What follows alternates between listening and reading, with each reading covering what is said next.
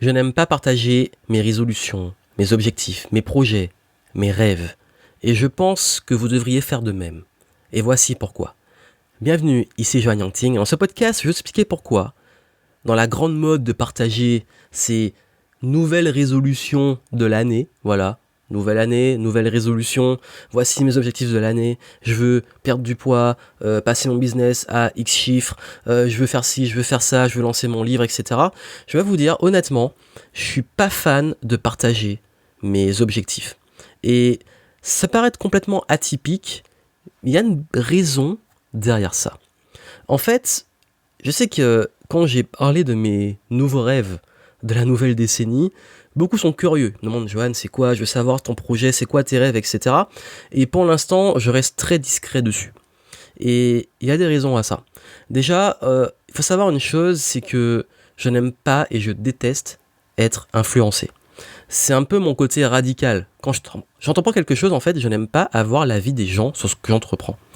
Pourquoi ? Parce que, vous avez ceux qui vont vous imposer leurs limitations, leurs croyances. Quand j'ai annoncé que je voulais lancer ma boîte, j'ai eu que des gens qui m'ont découragé. On m'a dit, mais non, trouve-toi un vrai travail, c'est la crise, tu te vas gagner en expérience, mais t'es pas légitime, etc. Ensuite, forcément, il y a des gens qui, comme leur vie n'est pas remplie, ils aiment bien faire ce que j'appelle jouer aux Sims avec votre vie. Ça veut dire qu'ils vont toujours vous dire quoi faire, comment vivre votre vie. Tu devrais faire comme ci, faire comme ça. Ah oui, tu veux investir, ça tombe bien, etc.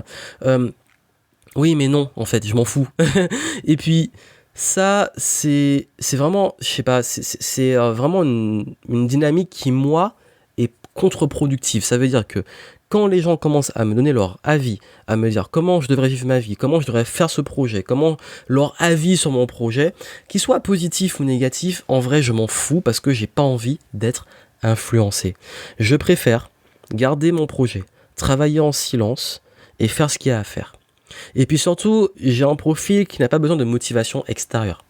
C'est-à-dire que les encouragements, la motivation externe, etc., c'est pas mon délire.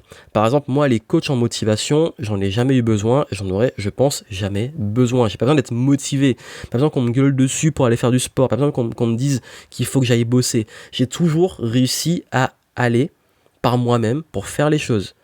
Si je décide de prendre une douche froide tous les jours, je vais le faire tout seul. Si je décide d'aller courir tous les matins à 5h du matin, je vais le faire tout seul. Si je décide d'écrire un livre, je vais écrire tous les jours. En fait, j'ai développé ce qu'on appelle une motivation intrinsèque.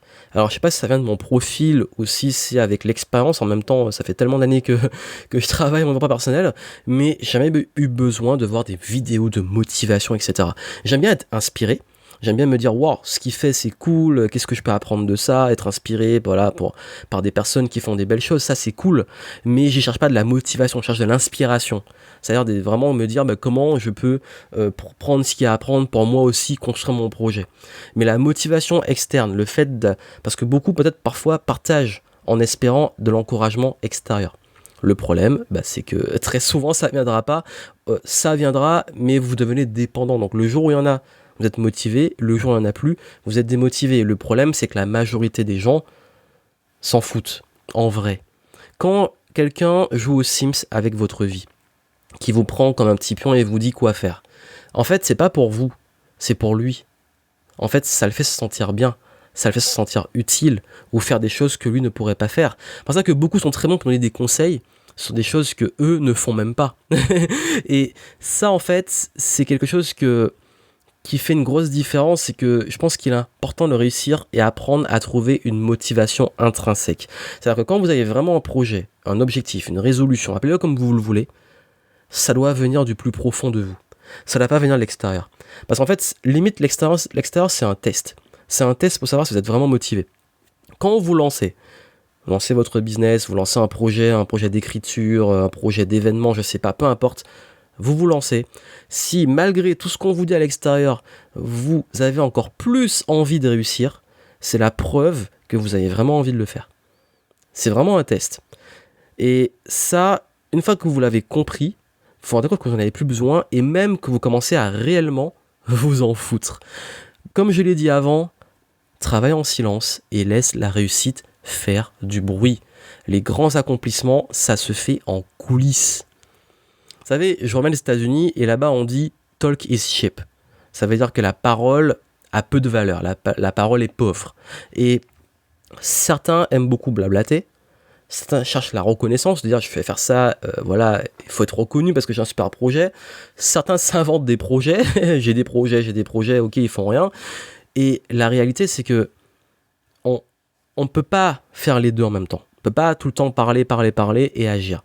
J'ai même, en fait, l'un de mes profs de karaté me disait, l'un de mes sensei, si tu peux encore parler pendant l'effort, c'est que l'effort n'est pas encore assez important.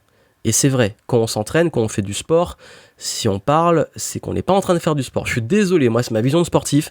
Si on est en train de parler en faisant du sport, c'est que l'effort n'est pas assez fort. Vraiment. Et c'est ça en fait, c'est que je peux donner des exemples très personnels. Quand je suis rentré au collège, j'étais en surpoids et j'ai décidé de perdre 10 kilos. J'étais ado. J'en ai parlé à personne, j'ai pas dit, de toute façon à l'époque il n'y a pas les réseaux sociaux, mais j'ai pas dit, voilà, dans X mois je perds 10 kilos. Pourquoi ? Parce qu'à ce moment-là, je sais, et je le sais dans mon entourage, on se serait moqué de moi, on m'aurait dit, ouais, parle toujours, tu passes ton temps à bouffer des chips, etc. Voilà, enfin, ça aurait pas été productif. Mais qu'est-ce que j'ai fait ? J'ai fait du sport, j'ai remplacé... D'ailleurs, à l'époque, j'avais remplacé carrément les chips, le grignotage par de la laitue. Je grignotais de la laitue. J'ai fait du sport tous les jours, etc. Et j'ai perdu du poids. Et à la fin, les gens ont vu ma perte de poids. Ils ont dit, tu t'es transformé. Comment t'as fait ? C'est souvent comme ça, en fait. Et comme en business. Hein. C'est le classique. Ok, t'as de la chance. Au début, oui, bon, tu devrais éviter. Il y a des risques. Fais pas ça. Et puis une fois que vous avez réussi, t'as trop de chance. Comment tu fais, etc. Et c'est toujours comme ça, en fait. Et pareil... Quand j'ai fait du karaté, pour gagner les médailles que j'ai gagnées, je me suis entraîné tous les jours devant des cassettes VHS pour répéter les katas. Parce qu'à l'époque, j'avais des cassettes pour apprendre les katas. Il fallait rembobiner à chaque fois pour le refaire. Et ça, j'étais pas en train de dire, voilà, préparation de compétition, je vais la gagner, je suis déter, etc. Non, je bosse. J'ai gagné ma médaille d'or. Ok, les faits sont là. Quand j'ai lancé mon business, c'était des nuits blanches, des heures derrière l'écran, seul. Pas tout le temps à dire je vais. Et en fait, ça, je pense que c'est important. C'est-à-dire que je sais qu'il y a un conseil qui dit de s'engager publiquement. Parce que quand on s'engage publiquement, par cohérence, on va plus se motiver. Ok, le problème, c'est que quand votre projet n'est pas encore mûr, quand votre projet n'est pas encore bien entamé, quand vous vous exposez ça publiquement, vous prenez tous les avis positifs, négatifs, contraires ou qui vous poussent, tout ça qui vous met un énorme brouhaha qui vous empêche d'être au clair sur ce que vous avez à faire vraiment. Parce que moi, ma démarche, c'est que si j'ai un projet, un objectif et autres, et que j'ai besoin d'aide, je ne vais pas juste balancer une bouteille à la mer ou partager ça comme ça et espérer de l'aide. Si j'ai besoin d'aide, je vais aller vers quelqu'un qui l'a déjà réalisé, investir s'il le faut, prendre un mentor, un coach, peu importe, mais je ne vais pas chercher ça, par exemple, sur les réseaux sociaux ou dans mon environnement comme ça. C'est juste, je vais faire comme ça. D'ailleurs, un truc très marrant, c'est que quand vous partagez vos objectifs, vous allez avoir un déluge de coachs qui vont vous vendre leurs services pour vous accompagner. Ça, c'est le grand classique. Tu veux perdre du poids, les coachs sportifs vont se jeter sur vous pour vous aider à vendre leurs méthodes. Vous voulez écrire votre livre, vous allez avoir des coachs aussi dessus. Vous voulez, lancer votre business. Alors là, il y en a masse des coachs. Mais comme je vous le dis, ce qui compte avant tout, c'est à quel point vous croyez en votre projet, vous croyez en vous, et cette capacité à vous créer un élan, un momentum qui vienne de vous. Et c'est seulement quand il est mûr que oui, vous pouvez vous engager, vous pouvez en parler publiquement, etc. Mais que quand il est mûr. Quand c'est au stade d'embryon, c'est fragile. Et cette fragilité, j'en vois trop qui, quand ils veulent trop tôt parler de leur projet, ils se prennent toutes les croyances limitantes, toutes les limitations, tous les encouragements et découragements, et même un encouragement peut être contre-productif parce que également si vous partez sur un truc et qu'on vous surencourage, ça vous donne une motivation, et puis le moment où vous n'êtes plus avec la personne, vous n'avez plus l'encouragement, vous créez comme une sorte d'addiction, et du coup vous l'avez plus, vous perdez votre motivation que vous avez de l'extérieur. C'est ça que je vous dis, la motivation externe, ça devient comme une addiction. On se nourrit de ça. C'est-à-dire que plus vous allez regarder des vidéos de motivation sur YouTube, plus vous allez en avoir besoin. C'est-à-dire que vous savez, on voit toujours les mêmes gens aux événements dev perso. Chaque année, ils sont là. Et je me dis, mais au bout d'un moment, en fait, ils devraient avoir assez de bagages pour réussir à s'auto-alimenter tout seul. Ben non, en fait, ils deviennent dépendants. C'est comme une sorte de shot de motivation dont ils ont besoin. C'est dommage. C'est dommage dans le sens où je me dis, au bout d'un moment, il est temps peut-être de créer son propre élan et de devenir autonome. Après, chacun fait comme il veut. Mais moi, c'est ma vision, c'est mon mindset. Et c'est ce que je dis souvent.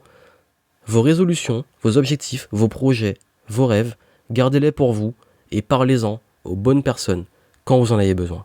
À très bientôt.